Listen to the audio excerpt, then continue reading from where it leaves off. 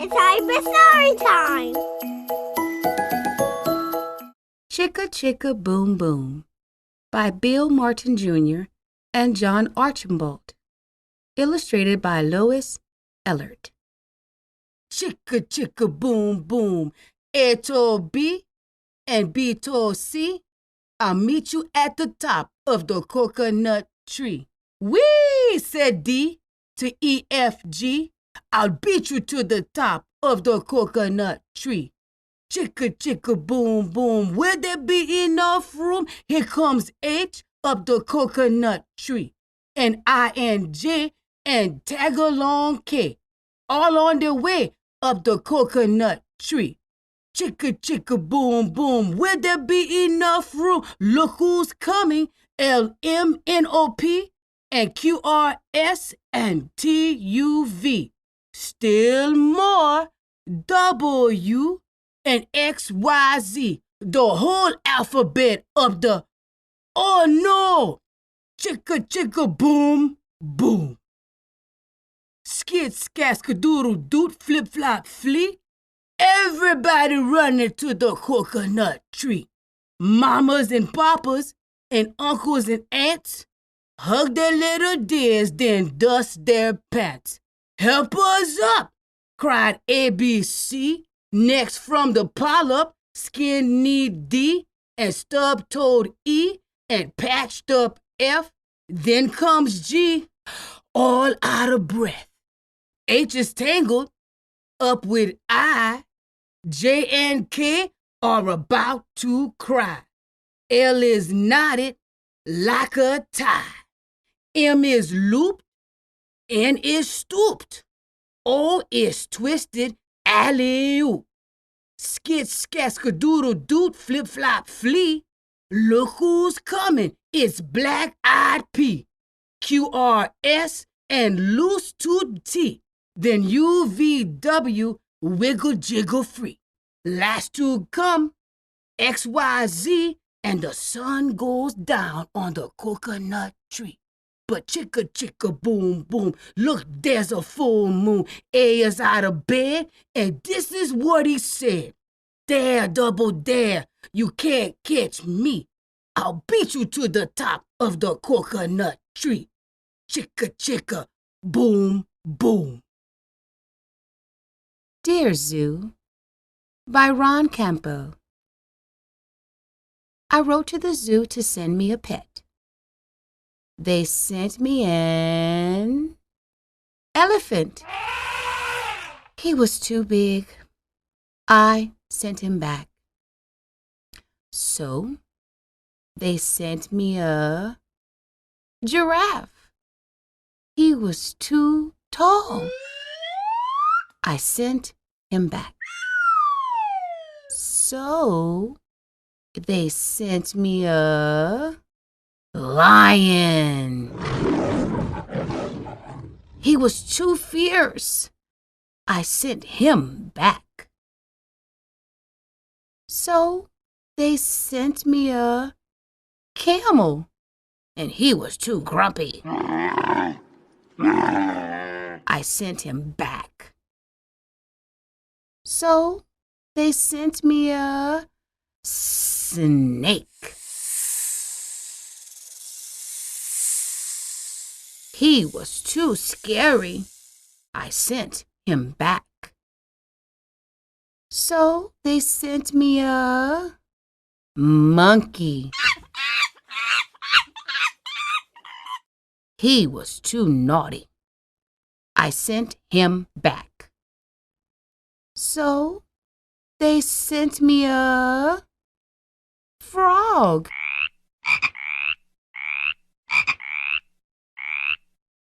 He was too jumpy. I sent him back. So they thought very hard, and they sent me a puppy.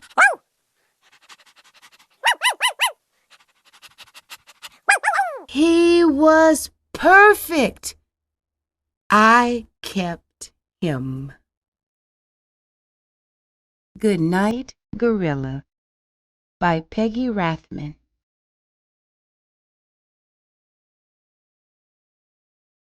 Goodnight Gorilla.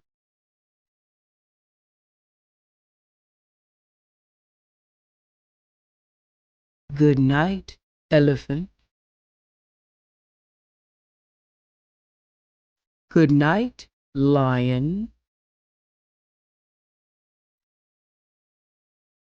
Goodnight Hyena. Goodnight Giraffe.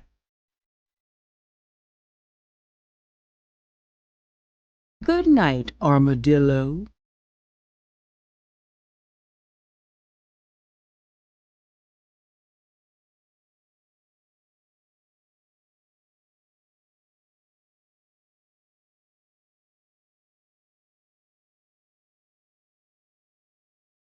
Good night, dear.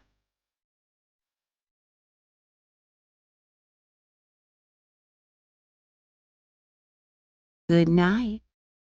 Good night. Good night. Good night. Good night. Good night.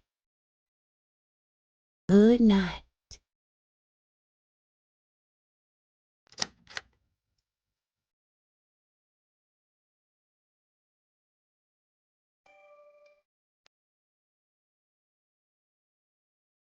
Good night, Zoo. Good night, dear. Good night.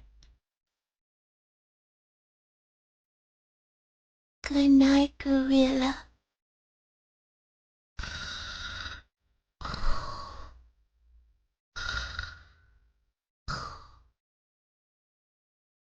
Harold and the Purple Crayon by Crockett Johnson. One evening, after thinking it over for some time, Harold decided to go for a walk in the moonlight.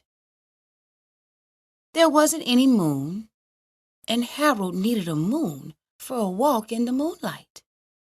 And he needed something to walk on.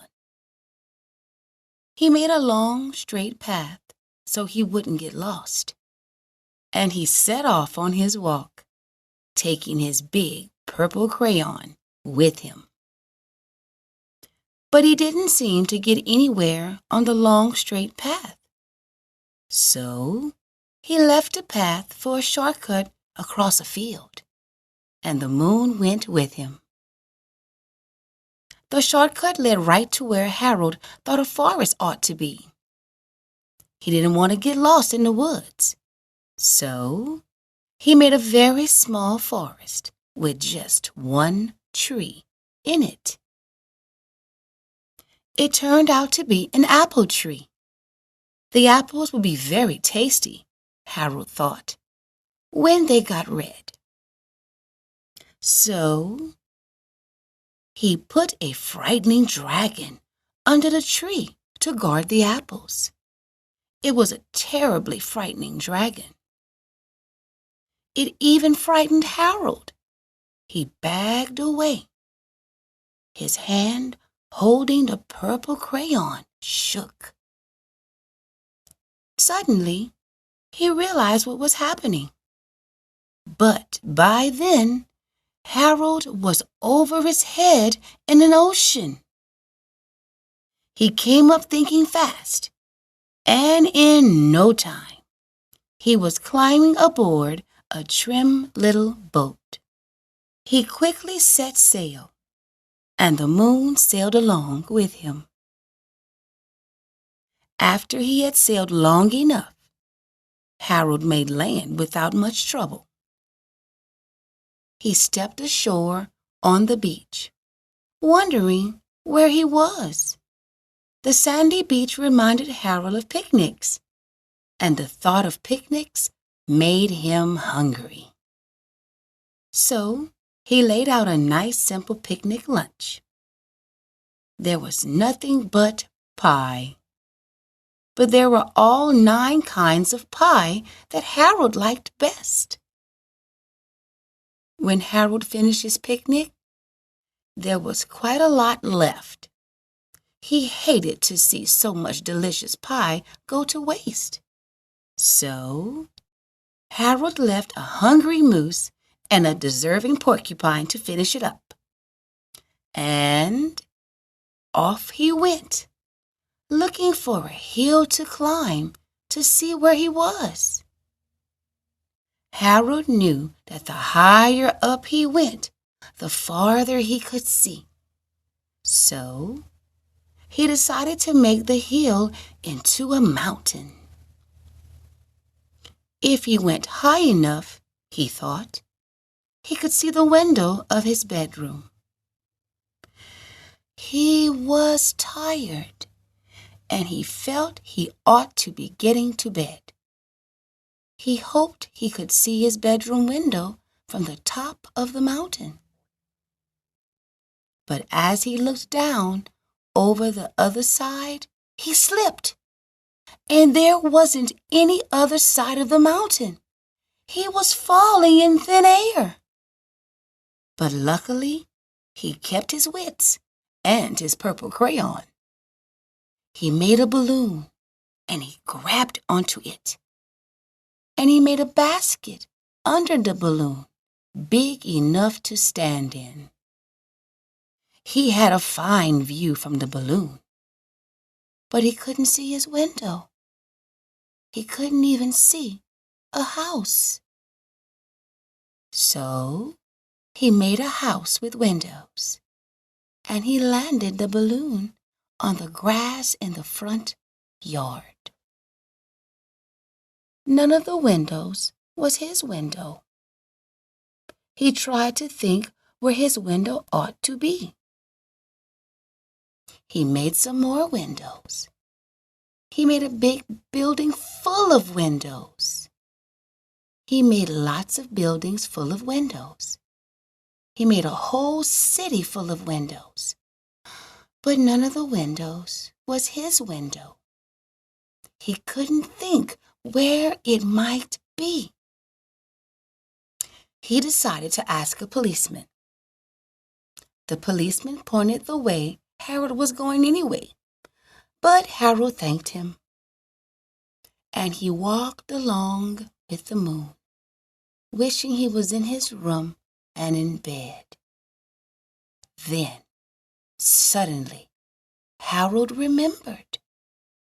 He remembered where his bedroom window was when there was a moon.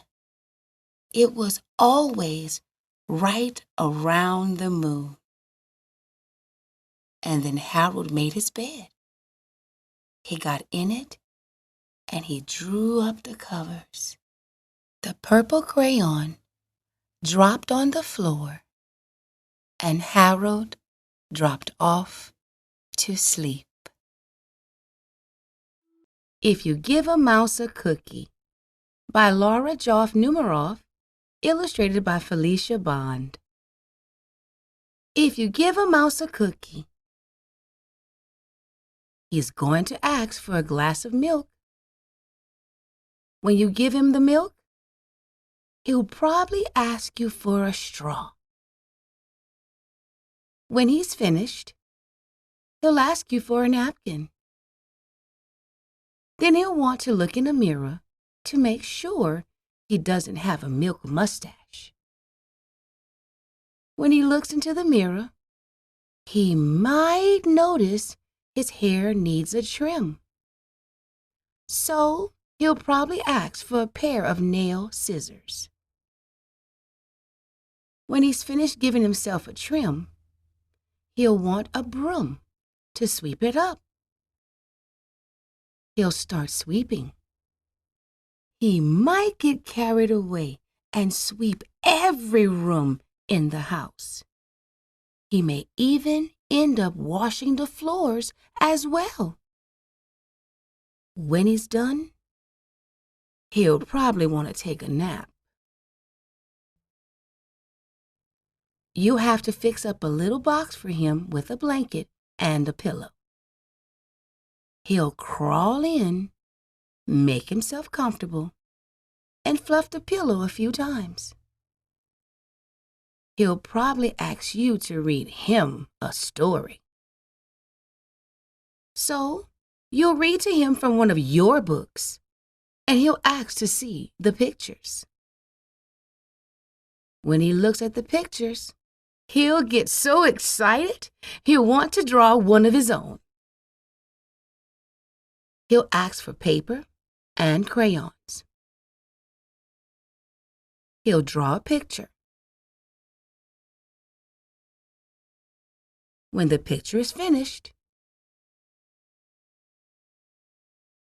he'll want to sign his name with a pen.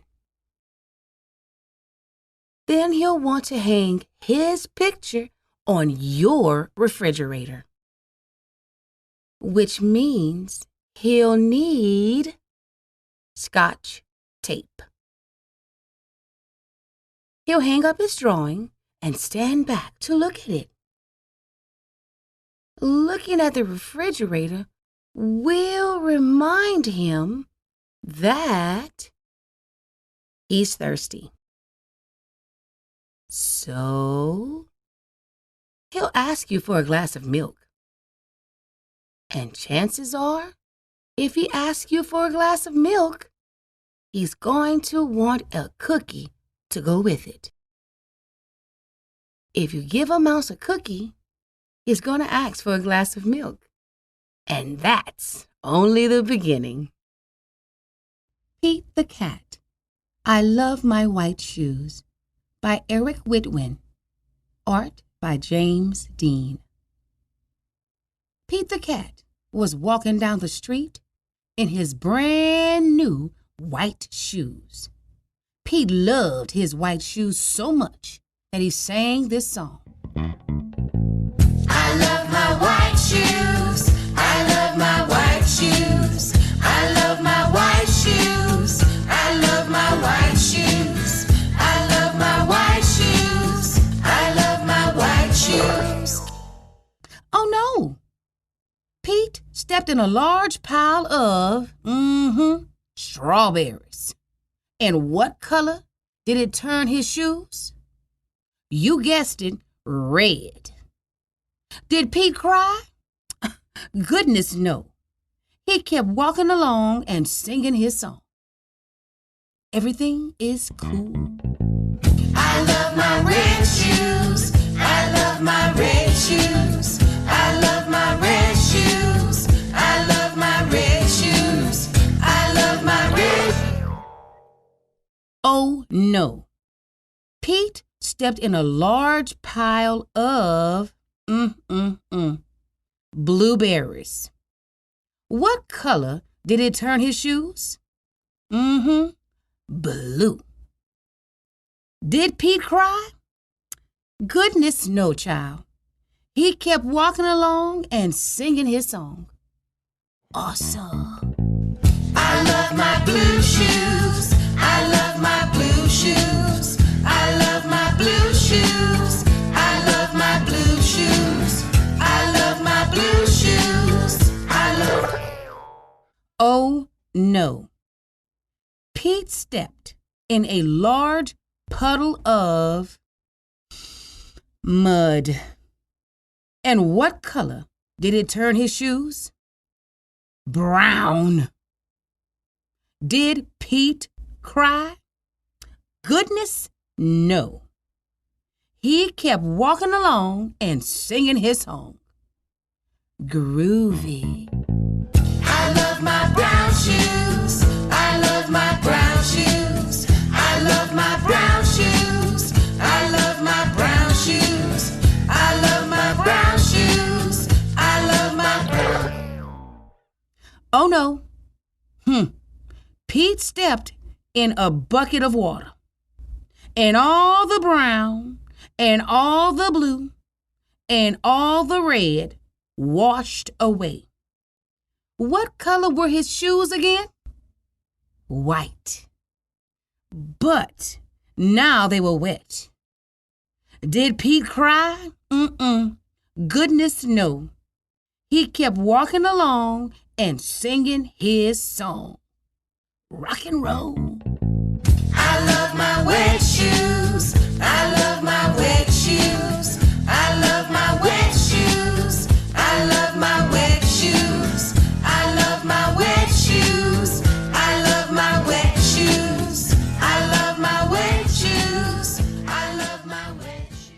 Now, the moral of Pete's story is, no matter what you step in, keep walking along and singing your song, because it's all good. I love my white shoes. I love my white shoes. I love my white shoes. I love my white shoes. I love my white shoes. 10 Little Fingers and 10 Little Toes by Mem Fox, illustrated by Helen Oxenberry. There was one little baby who was born far away, and another who was born the very next day. And both of these babies, as everyone knows,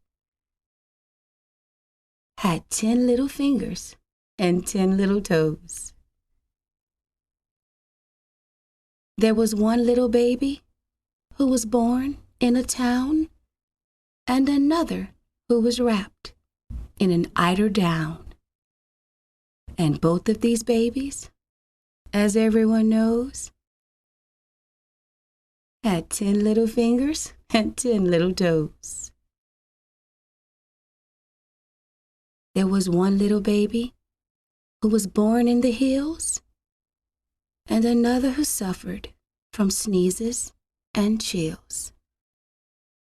And both of these babies, as everyone knows, had 10 little fingers and 10 little toes. There was one little baby who was born on the ice, and another in a tent who was just as nice. And both of these babies, as everyone knows, had 10 little fingers and 10 little toes. But the next baby born was truly divine, a sweet little child who was mine, all mine. And this little baby, as everyone knows, has 10 little fingers, 10 little toes, and 3 little kisses on the tip of its nose.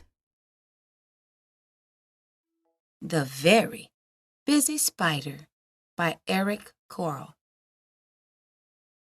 Early one morning, the wind blew a spider across the field.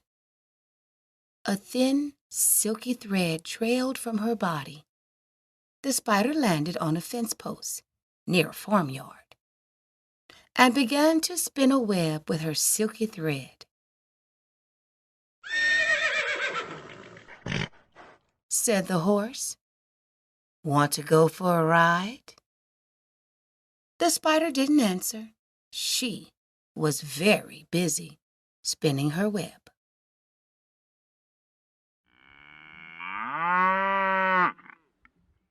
Said the cow, "Want to eat some grass?"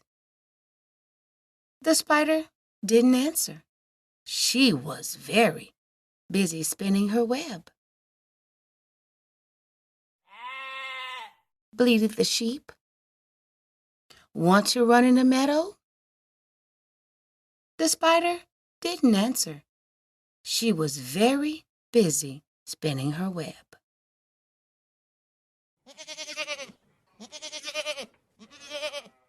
Said the goat, "Want to jump on the rocks?" The spider didn't answer. She was very busy spinning her web.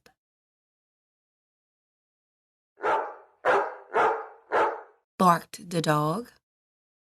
"Want to chase the cat?" The spider didn't answer. She was very busy spinning her web.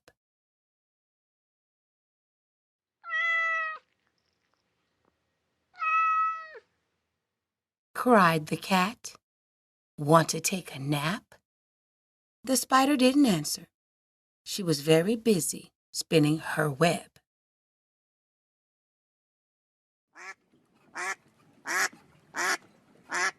Called the duck. Want to go for a swim? The spider didn't answer. She had now finished her web.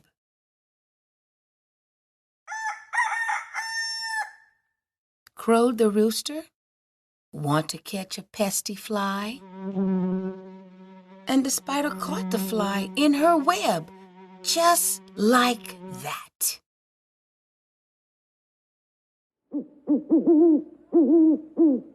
Asked the owl, who built this beautiful web? The spider didn't answer.